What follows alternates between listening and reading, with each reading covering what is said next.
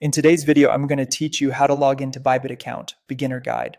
First, open your web browser and go to the official Bybit website at bybit.com.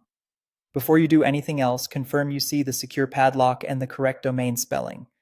This protects you from lookalike phishing pages. If you plan to return often, consider bookmarking the page so you don't rely on search results. Next, look to the top right corner of the homepage and select Login. On a smaller screen, you may need to open the menu icon first to find it. The mobile app follows the same flow, but the button may be at the bottom of the screen.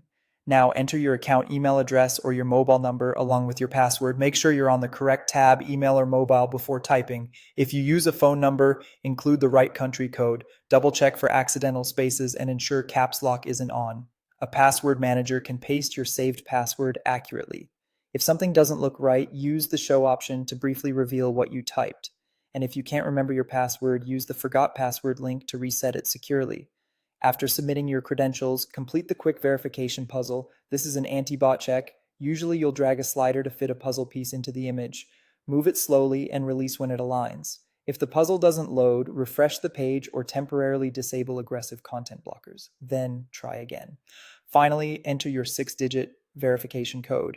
If you've enabled two-factor authentication with an authenticator app, open the app and use the current time-based code. Remember, it changes every 30 seconds. If you haven't set up an authenticator yet, Bybit may send a one-time code to your email or via SMS.